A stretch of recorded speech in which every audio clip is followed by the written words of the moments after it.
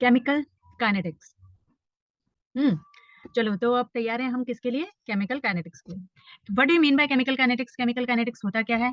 क्या करेंगे हम केमिकल काइनेटिक्स में? तो we will study the reaction rate and their mechanism, किस तरह से हो रहा है, जल्दी हो रहा है, देर से हो रहा है, डिपेंड किस पे कर रहा है, किस पे नहीं कर रहा है, राइट। सबसे पहले मैं बात करती हूँ रेट पे। What do you mean by the rate of the reaction? जब भी हम रेट ऑफ द रिएक्शन की बात करते हैं, इसका मतलब होता है कि कितना कंसंट्रेशन में चेंज आया और उस चेंज को आने में कितना टाइम लगा। That is the change in the concentration per unit time is known as rate. यानी रेट को मैं क्या बोलूंगी? अब देखो कोई चीज है, ये रिएक्टेंट है, this reactant is getting converted into product. तो अब क्या होगा? जैसे मैं यूज करना शुरू करूंगी तो धीरे धीरे तुम्हें पता है इसकी कंसंट्रेशन धीरे धीरे कम होती जाएगी और प्रोडक्ट की कंसंट्रेशन धीरे धीरे बढ़ती जाएगी। दैट्स व्हाई हम यहाँ पे देखो रेट के सामने क्या लिख रहे हैं? Change in the concentration of reactant की जब मैं बात कर रही हूँ तो नेगेटिव साइन डाल रही हूँ, because the concentration of the reactant is decreasing. यहाँ पे मैंने तुम्हें देख रहा है पॉजिटिव साइन डाला है। पॉजिटिव साइन क्यों डाला है? क्योंकि concentration of the product is continuously increasing, ठीक है। और जब चेंज इन द कंसंट्रेशन की बात करूंगी तो no doubt it will be final minus initial. So rate कभी नेगेटिव नहीं हो सकता है। So we are putting a negative sign in front of the reactants, क्योंकि जो फाइनल मेरा रिएक्टेंट है माइनस जो इनिशियल रिएक्टेंट है that will come out to be negative, क्योंकि वो धीरे धीरे कंज्यूम हो रहा है। तो वो नेगेटिव और ये negative it will make it positive. So that's why we are always putting a negative sign in front of the reactant, ठीक है। अब जो रिएक्टेंट या प्रोडक्ट है उसकी कंसंट्रेशन क्या है? कंसंट्रेशन है हमारी मोल per litre, that is molarity, right. और टाइम किसमें है? सेकंड्स में है। यानी रेट की यूनिट क्या हो गई? रेट की यूनिट हो गई मोल पर लीटर पर सेकंड, राइट। अब हम आ जाते हैं एक और चीज, रेट और किसके बराबर हो सकता है? Let me take an example of ammonia formation. N2 plus 3H2 gives you 2NH3। इसमें जो रेट है, ये मैं नाइट्रोजन की बात कर रही हूँ, तो ये minus change in the concentration of the nitrogen per unit time which will be equals to minus change in the concentration of the hydrogen per unit time. यहाँ तुम देख रहे हो ये जो स्टोइचोमेट्रिक कोएफिशिएंट है ये 1/3। क्यों? क्योंकि लॉ ऑफ कांस्टेंट प्रोपोर्शन तुमने पढ़ा था। लॉ ऑफ कांस्टेंट प्रोपोर्शन का मतलब था यानी ये हमेशा 1:3 के रेशियो में जब कंबाइन करेगा तो ये इसका 2 मोल मिलेगा, right. That's why it will be equals to 1/2 of DNH3/dt, that is change in the concentration of the ammonia by time। Okay, तो ये ध्यान रखोगे ये सारे कंसंट्रेशन क्या है? ये सब एक दूसरे के बराबर है, जो कि रेट के बराबर है, क्योंकि इसका इतना जब कंज्यूम होगा तो इसका 1/3 कंज्यूम होगा, तो इसका हाफ फॉर्मेशन होगा। ओके, ये जब हम न्यूमेरिकल्स करेंगे तो देखेंगे this one is maximally used for 1 marker questions. Now what do you mean by the rate law और the law of the mass action? ये हमने 11th में किया था, अगर तुम्हें ध्यान हो, कि rate for the forward reaction, आगे की तरफ भैया जो जा रही है reaction, the rate for the forward reaction will obviously it will depend on the concentration of the reactant. किस पे डिपेंड करेगा? रिएक्टेंट के कंसंट्रेशन पे डिपेंड करेगा, राइट। और ये जो प्रोपोर्शनलिटी का साइन है, वो प्रोपोर्शनलिटी का साइन अगर हटाओगे, इक्वल्स टू डालोगे, तो क्या आ जाएगा? प्रोपोर्शनलिटी कांस्टेंट आ जाएगा तुम्हारा केएफ। सिमिलरली यहाँ पे ये जो rate of the backward reaction है that will be directly proportional to the concentration of the product, right. अब अगर मैं प्रोपोर्शनलिटी का साइन हटाऊंगी, इक्वल्स टू डालूंगी, तो एक कांस्टेंट आ जाएगा that will be known as rate constant for the backward reaction, ठीक है। अब जब इक्विलिब्रियम होगा तो rate of the forward will be equals to the rate of the backward. जब ये रेट ऑफ द फॉरवर्ड और रेट ऑफ द बैकवर्ड बराबर हुए तो ये क्या हो गया? देखो, KF nitrogen into hydrogen concentration will be equals to KB into ammonia की कंसंट्रेशन। दोनों को एक साइड लाओ, KF by KB is equals to concentration of the ammonia, that is the concentration of the product, over the concentration of the nitrogen and hydrogen, that is the concentration of reactant। यानी ये जो मेरा KF या KB है, जिसको मैं अगर ये इक्विलिब्रियम पे है तो इक्विलिब्रियम कांस्टेंट कहूंगी, नहीं तो मैं क्वोशिएंट कोएफिशिएंट कहूंगी। ये जो इक्विलिब्रियम कांस्टेंट या क्वोशिएंट कोएफिशिएंट है that will be equals to KF by KB, that is equals to actually the concentration of the product over concentration of reactant, right. अब क्योंकि ये concentration of product over reactant की बात मैं कर रही हूँ कि केसी या क्यूसी क्या है? Concentration of the product over concentration of reactant. तो इसका मतलब अगर केसी एग्जैक्टली 1 आ रहा है तो इक्विलिब्रियम कांस्टेंट है, यानी concentration of the product is equals to the concentration of reactant. लेकिन अगर मेरा केसी जो है वो क्या है? If it is greater than that of the 1, अगर वो 1 से ज्यादा है तो कब होगा? जब प्रोडक्ट ज्यादा होगा, राइट। जब प्रोडक्ट ज्यादा होगा तो KC will be greater than 1। Greater than 1 का मतलब क्या हो जाएगा? कि ज्यादा प्रोडक्ट बन रहा है, ज्यादा प्रोडक्ट बन रहा है, यानी रिएक्शन कहाँ पे चली गई? रिएक्शन कंप्लीशन की तरफ चली गई, कंप्लीट होने वाली है, ठीक है। If KC will be less than that of the 1, KC 1 कब से कम कब होगा? When the concentration of the product reactant will be more और I can say product will be less. यानी रिएक्शन क्या हुई है? रिएक्शन अभी सिर्फ इनिशिएट हुई है, ठीक है। सो bye looking at the value of the Kc, we can say whether the reaction is just started, had completed, almost it's on completion, or it is in the middle one है जो, ठीक है। अब हम आ जाते हैं किसमें? कई बार आ जाता है हमारा differential rate equation. Differential rate equation में हमने क्या किया? माइनस dr/dt, क्योंकि रेट जो है change in the concentration per unit time था और रेट जो है वो K into concentration of the reactant भी था, सो हमने इन दोनों को इक्वेट कर दिया। This is known as differential rate equation, okay. अब अब हम आ जाते हैं व्हाट आर द फैक्टर्स, ऐसे कौन से फैक्टर्स हैं जिस पे रेट हमारा डिपेंड करता है। What are the factors on which the rate of a reaction depends.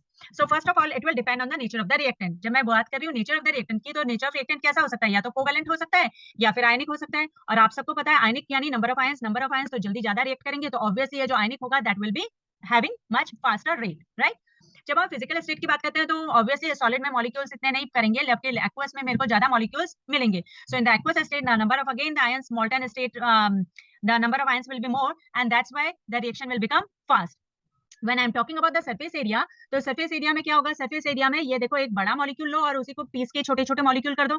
जैसे ही आप किसी चीज को पाउडर में कन्वर्ट करते हो तो क्या होता है, सरफेस एरिया इंक्रीज हो जाता है। More the surface area more will be the rate, so it will be directly proportional to the surface area. Temperature की बात करूं तो obviously it increases with the increase in the temperature, क्योंकि reactivity बढ़ जाएगी। Now we are talking about the catalyst. Catalyst जो होते हैं, हम अभी जब टेम्परेचर डिपेंडेंट देखेंगे तो हम देखेंगे एक्टिवेशन एनर्जी। एक्टिवेशन एनर्जी क्या होती है, एक्चुअली में minimum amount of energy which is needed for a reactant to get convert into product. ठीक है, डिटेल में अभी हम देखेंगे। तो जो कैटलिस्ट है वो क्या करता है, इस एक्टिवेशन एनर्जी को अल्टर करता है, या तो बढ़ा देता है या तो घटा देता है। And depending on that either it can increase the rate of the reaction or decrease the rate of the reaction. Last one, radiation. Radiation, कई रिएक्शंस ऐसी होती हैं जो नॉर्मली पार्टिसिपेट नहीं करती हैं या बहुत ही स्लो करती हैं, हमें दिखती नहीं है, लेकिन जब भी हम उसमें याद करो यूवी रेज और इस तरह से लिखते हैं तो रिएक्शन फटाफट होने लगती है, राइट। यानी we are talking about that of the reactions which are taking place in the presence of some radiations, right, जो फोटोलाइटिक इक्वेशंस जिसे आप रिएक्शंस कहते हैं। अब हम आ जाते हैं किसमें, रेट और रेट कांस्टेंट। ये रेट और रेट कांस्टेंट याद करो, अभी अभी मैंने आपको बताया, ये हमारा के जो था वो रेट कांस्टेंट था और ये जो था वो रेट था, राइट। ये rate is equals to K into concentration था और ये rate is equals to change in the concentration per unit time की था। तो ये रेट और रेट कांस्टेंट में फर्क क्या है, तो जब हम रेट और रेट कांस्टेंट की फर्क की बात करते हैं तो रेट तो हुआ मेरा change in the concentration per unit time, यानी इसकी यूनिट तो हो गई मेरी मोल पर लीटर पर सेकेंड, राइट। जबकि यहाँ पे जो मेरा रेट कांस्टेंट है, ये रेट कांस्टेंट क्या होगा, रेट कांस्टेंट जो के है that will be rate will be equals to that of the rate constant when the molar concentration is unity. जब मोलर कंसंट्रेशन मेरा 1 होगा तो मैं बोलूंगी क्या है, रेट जो है वो रेट कांस्टेंट के बराबर है, and that will be happen when we will see that it is a order zero order reaction। ठीक है, अब ये नेचुरली है जो रेट है वो किस पे डिपेंड करेगा, rate will depend on the molar concentration, ये मोलर कंसंट्रेशन पे डिपेंड करेगा, जबकि ये मोलर कंसंट्रेशन पे डिपेंड नहीं करेगा, it will not depend on the concentration. ठीक है, फिर जैसा मैंने आपको बताया कि इसकी यूनिट जो है वो मोल पर लीटर पर सेकंड है, क्योंकि concentration versus time, concentration divided by time है। ठीक है, हमेशा मोल पर लीटर पर सेकंड है, लेकिन ये जो रेट कांस्टेंट है के, इसकी यूनिट जो होगी वो बार बार चेंज होती रहेगी depending on the order of the reaction. Depending on the order of reaction, तो ये ऑर्डर ऑफ रिएक्शन क्या है, तो चलो अब हम देखते हैं कि what is the difference between the order and the molecularity. Order जो होता है वो क्या होता है, जो भी मैं रिएक्शन देती हूँ और रिएक्शन के ऊपर जो रिएक्टेंट्स होते हैं उनकी कंसंट्रेशन के ऊपर यहाँ पे मैं पावर में कुछ लिखती हूँ नंबर। ठीक है, it can be 0, it can be 1, it can be 2, ये जो मैं पावर लिखी हूँ that is known as the order of reaction. और जितने भी अगर है, सपोज करो इफ आई एम सेइंग कि ये a raise to the power 0 है, b raise to the power 1 है, c raise to the power 2 है, तो मैं बोलूंगी order with respect to a is 0, order with respect to b is 1, order with respect to c is 2, and I will say that the total order of the reaction is 0 plus 1 plus 2, that is 3। ठीक है, यानी simple way में order क्या है, order है मेरा sum of power of the concentration, जो power है कंसंट्रेशन की उनका सम जो है that is which is express in the law expression. While that of the molecularity, molecularity में क्या बात कर रहे हैं, molecularity में बात कर रही हूँ number of the molecules which are taking part in a chemical reaction। जब मैं molecules की बात करती हूँ तो I am talking about the elementary reaction। अब ये elementary reaction क्या होता है, देखो elementary reaction होता है which is the simplest one which takes place only in a one step reaction, that is known as an elementary, and if it is taking more than one step then instead of elementary we will say it's a complex one। तो molecularity जो होती है वो elementary से ही decide होती है, complex में decide नहीं होती। complex में जो order होता है that is only the molecularity।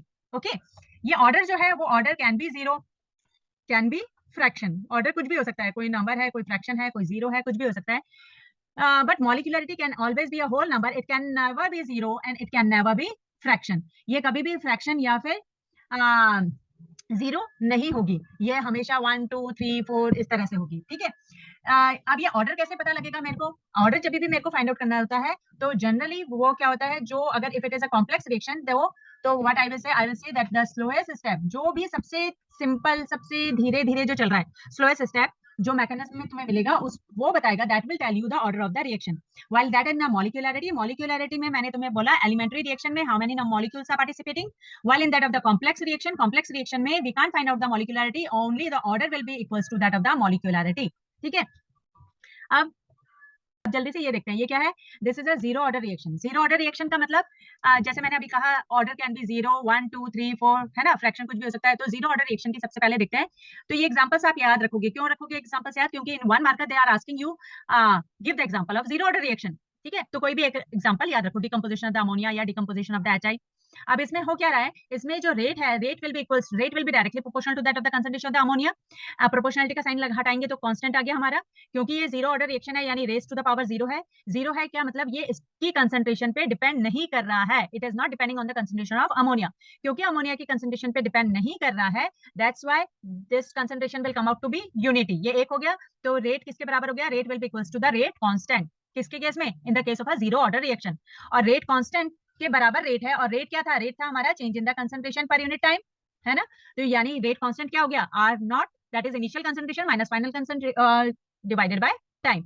अब जब मैं बात करती हूँ हाफ लाइफ टाइम की, हाफ लाइफ टाइम यानी टी हाफ। टी हाफ में क्या हो जाएगा, टी हाफ यानी ये जो टाइम है मेरा, ये टाइम जो है, ये जो मेरा टाइम है, ये टाइम मेरा टी हाफ में कन्वर्ट हो रहा है। ये मेरा जो टाइम टी हाफ में कन्वर्ट हो रहा है, इसमें इसमें क्या होगा, जो मेरा कब होगा ये, जब मेरा जो कंसंट्रेशन है वो क्या हो जाएगा, कंसंट्रेशन का एग्जैक्टली हाफ हो जाएगा, राइट। सॉरी, तो it will be R not minus R not by 2k। This will be the T half for the zero order reaction. अब ये तीन ग्राफ बहुत इंपॉर्टेंट है। जब rate in the rate versus concentration का मैं graph plot करूंगी तो स्ट्रेट लाइन आएगा, क्यों, क्योंकि the rate is not depending, यहाँ पे देखो rate is independent of the concentration of the reactant. So इसलिए ये रेट कैसा आया, मेरा स्ट्रेट ग्राफ आया। When I am talking about the T half versus concentration, तो T half में देखो हाफ लाइफ टाइम में यहाँ पे मैंने क्या लिखा है, R not minus RT by 2k। यानी जो चेंज इन द कंसंट्रेशन है वो किसका है, directly proportional to concentration, and that's why we are having this graph. ठीक है, R not minus R not by 2, यानी ये हो गया R not by 2k is equals to T half. Okay, when I will say change in the concentration per unit time की बात करूंगी, तो ये जो मेरा स्लोप आएगा, that slope will be equals to minus k। Okay, hope so this is clear. अब आ जाते हैं हम किसमें, फर्स्ट ऑर्डर रिएक्शन में। फर्स्ट ऑर्डर रिएक्शन के एग्जांपल्स क्या है, फर्स्ट ऑर्डर रिएक्शन के एग्जांपल हैं जितने भी सारे तुम्हारे रेडियो एक्टिव डिके हैं, all these radioactive decay are the first order reactions. Now rate will be equals to k into concentration raise to the power 1 because it is a first order reaction, that's why. Now rate की unit है मोल per litre पर second, concentration होता है हमारा मोल per litre, right. तो ये जो मेरा रेट कांस्टेंट है उसकी यूनिट क्या हो गई, ये मोल पर लीटर कट गया। Now I have only per second, that's why I told you कि रेट कांस्टेंट की जो यूनिट है that is not same, it will change according to that of the order of the reaction. So इसके concentration कितनी आ गई, unit पर second आ गई। इसका जब रेट कांस्टेंट k की वैल्यू फाइंड आउट करेंगे, it will come out to be 2.303 by t log r not by RT, that is initial concentration by final concentration. फिर से जब मैं कहूंगी कि भैया RT जो है वो R नॉट बाय 2 हो गया है, आधा हो गया है, तो उस समय मैं टी को क्या कह दूंगी, टी हाफ कह दूंगी। उस समय टी हाफ कह दूंगी तो again I can find out the value of the T half. T half की वैल्यू कितनी आ जाएगी हमारी, देखो 2.303 by K log of initial by final, and final will be R not by 2 क्योंकि आधा हो चुका है, तो ये कैंसिल आउट हो जाएगा, this will become log 2, and log 2 की वैल्यू होती है 0.3010। सो 2.3010 into 0.3010 divided by k will be equals to t half. So I can say T half कितना हो गया, इसको मल्टीप्लाई करेंगे and it will come out to be 0.693 by K. So this is T half for the first order reaction. ये मेरा first order reaction का है, ठीक है। Now let's see these graphs. These graphs are very important. Now when I'm saying that concentration rate versus concentration, because it is a first order reaction, it is directly proportional to the concentration. तो ये graph तुम्हें साफ show कर रहा है। When I'm talking about the T half में ये देखो T half हमारा देख रहे हो 0.693 by K, इसमें कहीं कोई कंसंट्रेशन का नामो निशान नहीं है, ना कंसंट्रेशन यहाँ पे कैंसिल आउट हो चुके हैं। So that's why we are saying having a straight line, it means it is independent of the concentration. When I will say log R versus T, the slope will be equals to minus K. But if I will say log R naught by RT versus T, then the slope will be equals to K by 2.303. Okay, fine. अब हम बात करेंगे किसकी, अब हम बात करेंगे means falls, you know it very well, right. तो सीडो फर्स्ट ऑर्डर रिएक्शंस क्या होते हैं, जो बाई मॉलिक्यूलर रिएक्शंस है, यानी 2 मॉलिक्यूल्स पार्टिसिपेट कर रहे हैं, लेकिन उनमें से जो एक रिएक्टेंट है वो मेरा इतना ज्यादा है कि उस पे मेरी उसकी कंसंट्रेशन पे डिपेंड ही नहीं कर रहा है। याद करो तुमने 11th में किया था, क्या किया था, लिमिटिंग फैक्टर। उस लिमिटिंग फैक्टर जब तुमने फाइंड आउट किया था तो लिमिटिंग फैक्टर में क्या था, जो लार्ज अमाउंट में था उस पर नहीं डिपेंड करता था, जो लेस अमाउंट होता था उस पर डिपेंड करता था, राइट। सिमिलरली यहाँ पे ये देखो, ये जैसे फॉर एग्जांपल आया है, तो one is the hydrolysis of ester. जब हम एस्टर का हाइड्रोलाइसिस करते हैं तो ये जो वाटर है, इस वाटर का कंसंट्रेशन बहुत ज्यादा है, तो यानी whatever the products they are form, they are given by the by the concentration of the ester, not by the concentration of the water. Water की कंसंट्रेशन पे कोई फर्क पड़ेगा ही नहीं, बिकॉज वाटर की कंसंट्रेशन से कोई फर्क पड़ेगा ही नहीं, तो इसलिए हमने कहा कि actually this is a by molecular reaction, एक और एक दो मॉलिक्यूल पार्टिसिपेट कर रहे हैं, लेकिन वो एंटायरली किस पे डिपेंड कर रहा है कंसंट्रेशन पे, एस्टर की। Similarly hydrolysis of the cane sugar, cane sugar के हाइड्रोलाइसिस में भी whatever the products they are form, they will depend on the concentration of the cane sugar, not on that of the water. तो जब water की concentration इतनी ज्यादा है कि उसकी कंसंट्रेशन पे कोई फर्क ही नहीं पड़ रहा है, तो हम कहेंगे ये कैसा है, बाई मॉलिक्यूलर है, दो मॉलिक्यूल पार्टिसिपेट कर रहे हैं, but it is a pseudo unimolecular, pseudo first order reaction. ठीक है, अब मॉलिक्यूलरिटी तब से हम बोल रहे हैं, तो मॉलिक्यूलरिटी है क्या? मॉलिक्यूलरिटी मैंने तुम्हें बताया थोड़ी देर पहले, molecularity is number of the molecules participating in a reaction. Molecularity generally मैंने अभी तुम्हें बताया था कि एलिमेंट्री रिएक्शन की होती है। एलिमेंट्री रिएक्शन यानी जो वन स्टेप में होता है, right? More than one step हो जाएगा तो हर एक स्टेप को मैं एलिमेंट्री रिएक्शन कहूंगी। यहाँ पे तुम देख रहे हो in this ammonium nitrate decomposition, एक पार्टिकल जो है वो अमोनियम नाइट्रेट का पार्टिसिपेट कर रहा है, इसलिए मैं इसे क्या बोलूंगी, यूनिमॉलिक्यूलर। ओके, यहाँ पे HI की डिकम्पोजिशन में टू मॉलिक्यूल्स होता है, HI participating, that's why I will से this is a by molecular. In this two molecules of the NO and one molecule of the oxygen, यानी टोटल कितने हो गए, 2 + 1 दैट इज 3। सो हम ये बोलेंगे ये कैसा है, try molecular, right? It's easy, है ना? अब हम आ जाते हैं कि ये जो हमारा मॉलिक्यूलरिटी है, ये मॉलिक्यूलरिटी क्या है? Molecularity is a simple theoretical value. मैं देख रही हूँ कि कितने मॉलिक्यूल्स पार्टिसिपेट कर रहे हैं। इट कांट बी जीरो और अ नॉन इंटीजर, ये कभी भी फ्रैक्शन या फिर जीरो नहीं हो सकता है, क्योंकि मॉलिक्यूल या तो पार्टिसिपेट करेगा या तो नहीं करेगा, और अगर मॉलिक्यूल पार्टिसिपेट नहीं करेगा तो रिएक्शन प्रोसीड नहीं हो सकती। Third, the molecularity can greater than 3 is not observed. ज्यादातर मॉलिक्यूलरिटी 2 या मैक्सिमम 3 पाई जाती है, इससे 3 से ज्यादा मॉलिक्यूल्स जो आपस में रिएक्ट करके प्रोडक्ट बना रहे हो ऐसा नहीं ऑब्जर्व किया गया है। And last one, that it is applicable only for the elementary reaction, not for the complex reactions. ठीक है, so that's all for today. ठीक है, आज के लिए इतना काफी है, और in the next class we will see the theoretical part of this kinetics. Bye, love you.